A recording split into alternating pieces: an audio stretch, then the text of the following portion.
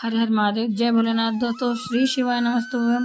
दोस्तों, आज हम लोग जानेंगे पूज्य गुरुदेव से कुछ खास उपायों के बारे में, उन्हीं के श्रीमुख से सुनेंगे। दोस्तों, चलिए बिना देर किए उन्हीं के श्रीमुख से सुनते हैं। लेकिन उसके पहले एक छोटा सा अनुरोध, यदि आपको वीडियो उपयोगी और अच्छी लगी तो एक लाइक अवश्य करिए। वही एकमात्र जरिया है जिससे हम लोग को पता चलता है कि वीडियो आपको अच्छी और उपयोगी लगी। आप पहली बार मेरे चैनल पर आए हैं तो मेरे चैनल को सब्सक्राइब करिए, बेल नोटिफिकेशन अवश्य दबाइए जिससे आने वाले वीडियो आपको समय से प्राप्त हो सके। दोस्तों, कोई भी प्रश्न या सुझाव तो कमेंट बॉक्स में लिख सकते हैं। तो चलिए दोस्तों, सुनते हैं पूज्य गुरुदेव के श्रीमुख से। शिव मंदिर में जाकर मात्र शिवलिंग का स्पर्श कर लेना। आप में से कितने लोग हैं जो शंकर जी के मंदिर में जाकर चंदन की 3 उंगलियां शिवलिंग पर घुमाते हैं? तो ये 3 उंगली घुमाने का फल क्या है? क्या फल है? इस शिवलिंग पर ये 3 उंगली घुमाई जाए तो इसका फल क्या है? तो आपको लगेगा भगवान शंकर को त्रिपुंड लगाना है। बोलो सही है गलत है? आप तो यही सोचोगे ना कि शिव जी को त्रिपुंड लगाया गया है, पर नहीं। शिव महापुराण की कथा कहती है, ओम शिव महापुराण की कथा ये सागर में जो चल रही है, इसमें आप अगर विद्धेश्वर संहिता को या पार्वती खंड को निकालोगे या आप स्कंद पुराण का या लिंग पुराण की कथा को उठाकर देखोगे तो उसमें वर्णन आता है, जब कोई पुरुष, नारी या बच्चा अगर चंदन लेकर गया है, अष्टगंध लेकर गया है, या जल चढ़ाने के बाद चंदन भी नहीं है, अष्टगंध भी नहीं है, लाल चंदन भी नहीं है, और मात्र उंगली से 3 लाइन खींचता है, उसका मतलब त्रिपुंड लगाना नहीं होता। उसका मतलब होता है कि उसने एक पार्थिव शिवलिंग का निर्माण कर पूजन कर ली है। यह फल प्राप्त, उसका फल ये प्राप्त होता है।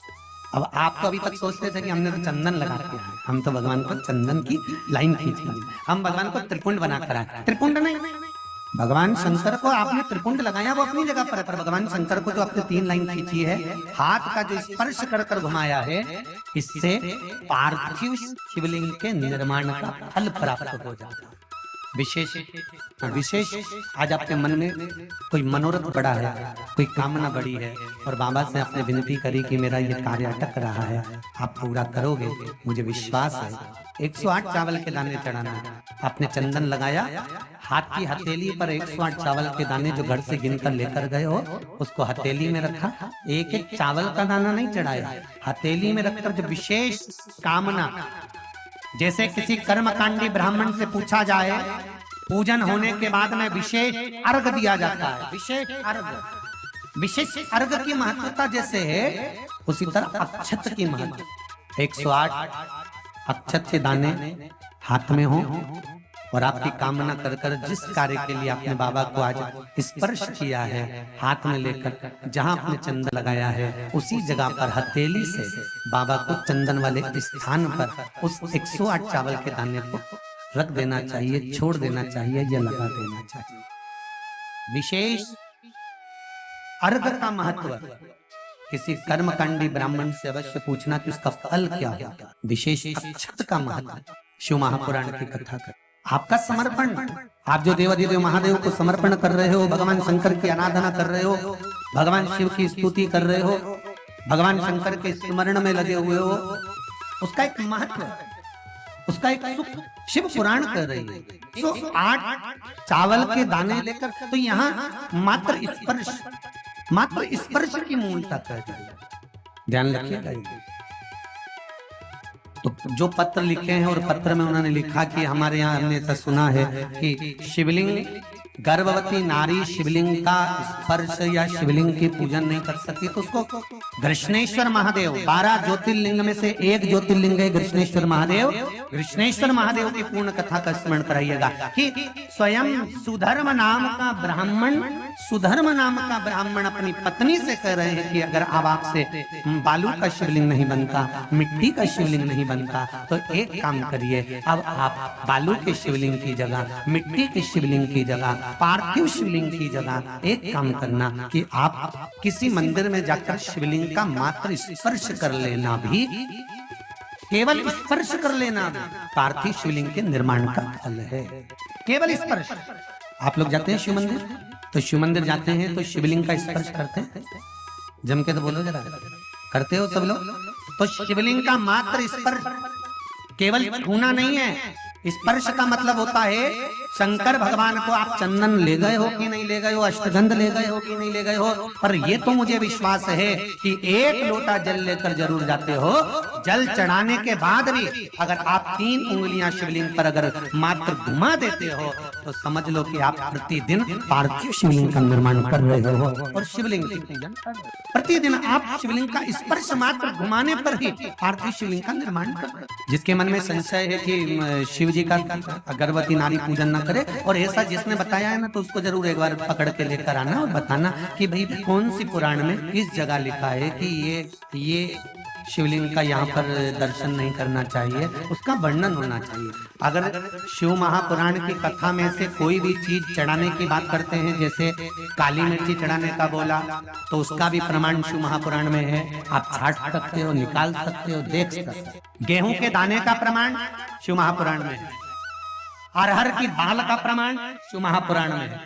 दुर्वा के जल का प्रमाण शिव महापुराण में है। डाब के प्रमाण शिव महापुराण में है। चावल का प्रमाण शिव महापुराण में है। कौन कौन सी चीजों से भगवान शंकर के शिवलिंग का निर्माण होता है, यहाँ तक वर्णन करा गया कि भस्म से निर्मित शिवलिंग का भी पूजन हमारे यहाँ शिव महापुराण में वर्णन। आप शंकर की आराधना में जितनी भी चीजें व्यासपीठ से अगर श्रवण करते हैं तो उसका स्मरण आपको रहना चाहिए, उसका स्मरण रहना चाहिए। गर्भवती नारी भी शंकर भगवान के मंदिर में जाकर उसका स्पर्श शिवलिंग का कर सकती है, किसी को रोक नहीं है। उसका फल क्या मिलता है वो भी स्मरण कर लीजिए। घोषमा को बेटा हुआ, सुधर्म ने कहा कि इस बेटे को तुम सुदेहा को दे दो, उसकी संतान नहीं है। जब तुम्हें एक पुत्र हो गया है तो दूसरा भी हो जाएगा। उन्होंने सुदेहा को दे दिया। सुदेहा ने पाल पोस कर बेटे को बड़ा कर लिया, उसकी शादी कर दी, घर में बहू आ गई। बहू को मालूम पड़ा कि मेरी असली सास तो घोषमा है, ये सुदेहा मेरी असली सास नहीं है।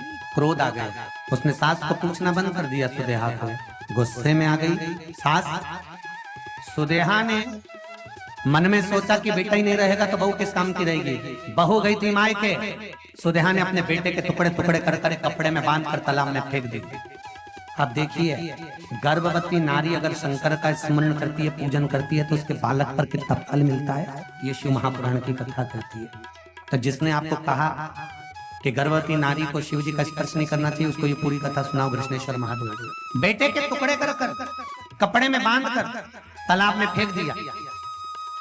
घोषमा शिव जी के शिवलिंग का निर्माण करती थी और पार्थिव शिवलिंग का पूजन कर कर शंकर भगवान का विसर्जन करने जाती थी।